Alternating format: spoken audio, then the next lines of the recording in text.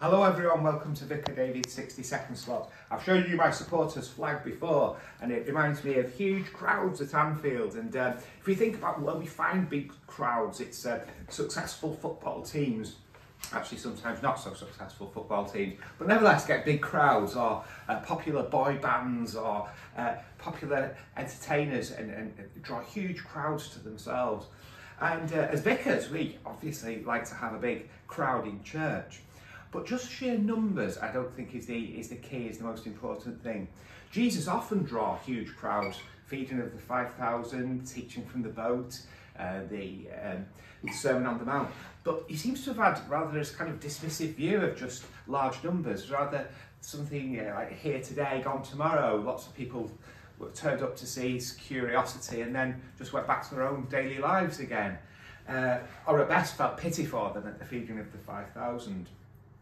Rather, Jesus' main teaching, and the times we see intimately with people, is with small groups of people teaching his disciples, or with individuals like the woman at the well in Samaria, or the healing the centurion's servant, or the centurion at the cross. Rather, people drawn from the crowds, people who heard something but then wanted to do something about it, wanted to develop that and feed on that richness that they saw in Jesus. So it's not just sheer numbers, it's the actual quality of the relationships, the individuals, that's important. One of the most famous artists of big crowd scenes we've had in the 20th century, L.S. Lowry.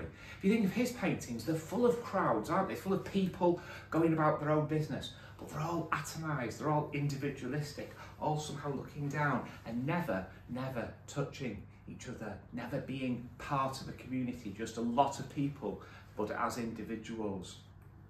It's often said God doesn't want a lot of people with a little bit of God in their hearts, but rather some people, a few people with a lot of God in their hearts. And that's what's really important. That's what our faith, our relationship with Jesus teaches us, that it's that depth of the relationship, a few people doing God's work in our world, that's important and that will bring the kingdom of God to fruition. Thank you for watching, and God bless you.